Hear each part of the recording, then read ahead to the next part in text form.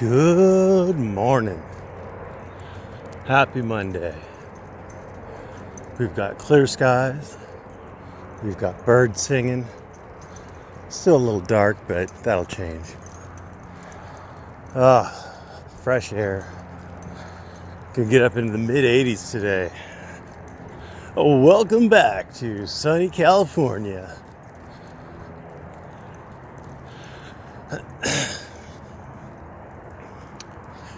So,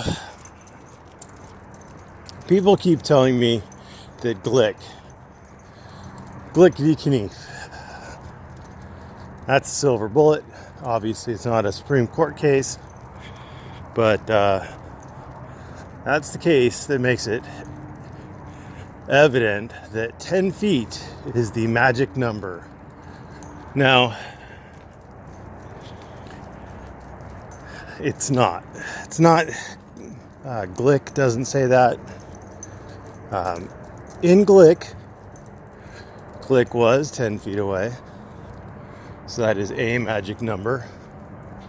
But 10 feet away isn't the magic number. Good morning. The court found that it was reasonable for Glick to be 10 feet away. Now, what all facts went into that particular determination? Well, I'm sure it was a combination of state law, where the interaction was, how Glick presented himself in court, how the officers described the interaction with Glick, what the camera showed.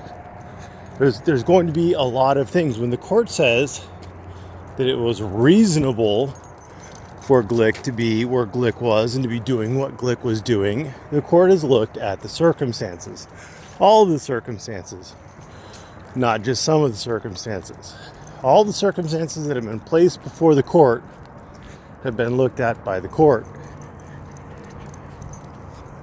And they've used all of those circumstances to arrive at their determination that it was reasonable. And that's why they said that this distance for Glick was reasonable. They're not saying that it is reasonable for anyone at that distance to film.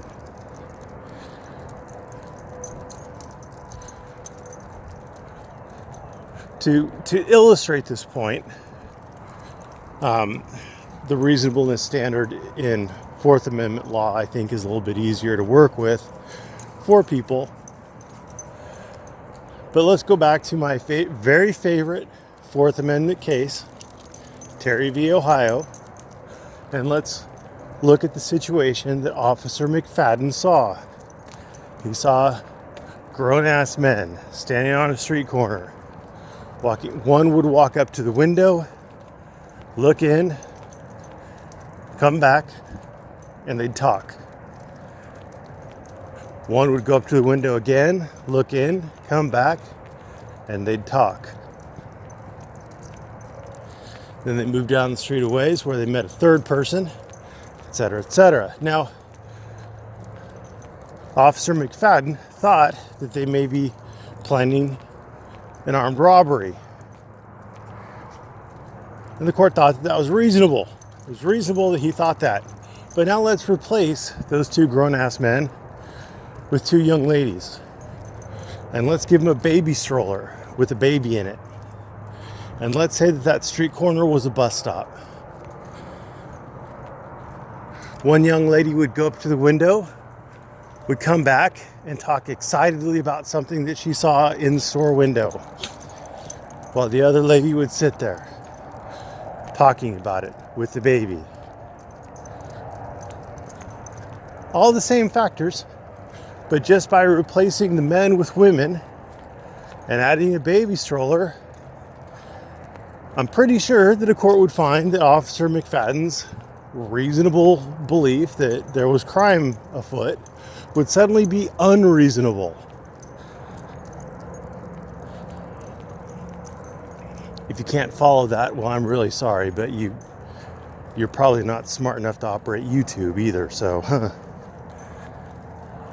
So that's what a reasonable standard is. You actually have to argue all of the various factors.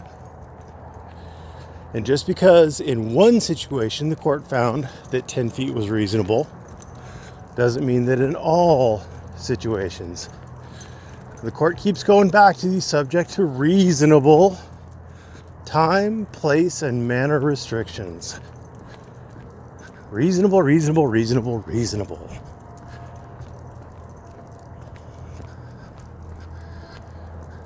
And that might be a big reason why Carolina and Fort Worth, who was with Crazy Carl's daughter, wasn't molested.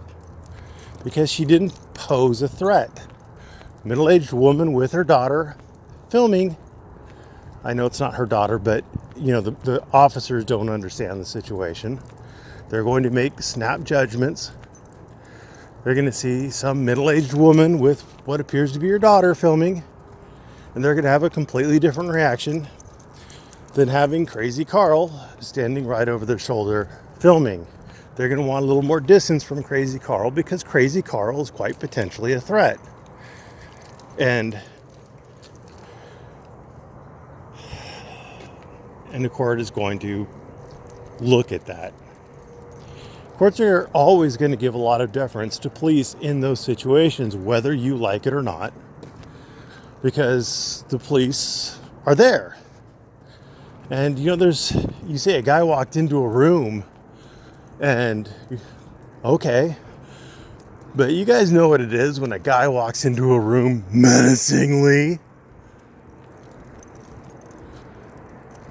It's different.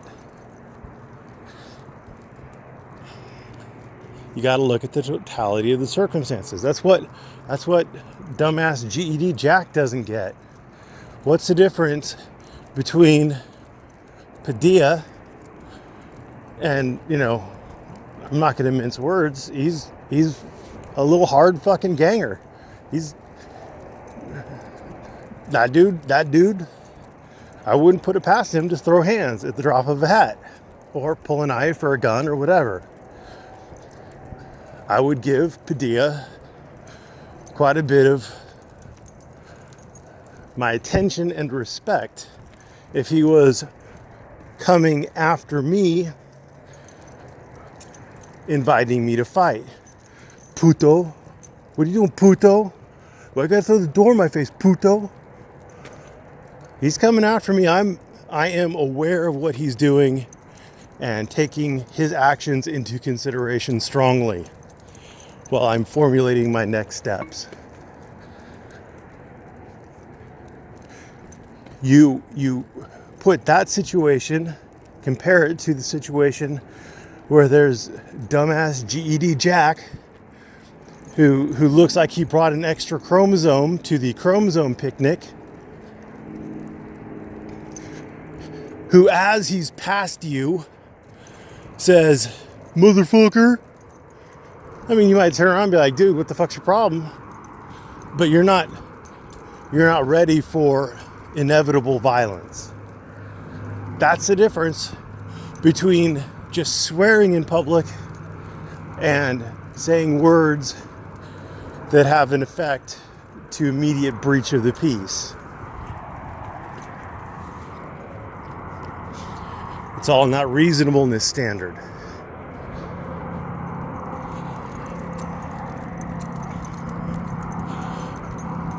So unfortunately for you guys, there are no bright line rules. There just aren't. Not as far as how far you can or how close you can be and actually film the police. There just aren't bright line rules. It's going to be a case-by-case analysis where the court is going to look at the totality of the circumstances to determine if the officers were reasonable in their determination that they had to move you back. And the court is going to give a lot of deference to those police. Now, what that means for Crazy Carl, I don't fucking know. I don't really care. It is definitely not good for any subsequent lawsuit that he wants to make that Carolina and Fort Worth was able to film unimpeded at approximately similar distances that will give credence to what the officer, or to the officer getting a different vibe off of Carl, to the officer feeling like he had to give Carl his attention. I'm sure Crazy Carl's YouTube screen name will come up in any subsequent lawsuit. I'm sure his antics of carrying while doing these audits, all the little times that he may or may not have slipped up and stated that the police are just inherently bad and that, you know, the people have to resist them or whatever. I don't know if he has or hasn't said that, but they're going to take everything he said and use it against him, and they're going to show that he is a cop hater and that they needed to take him into consideration, that he was giving bad juju, and etc., etc. So I hope you found this informative. If you haven't, I'm not sure there's much I could do for you. Thanks for watching. Have a great day.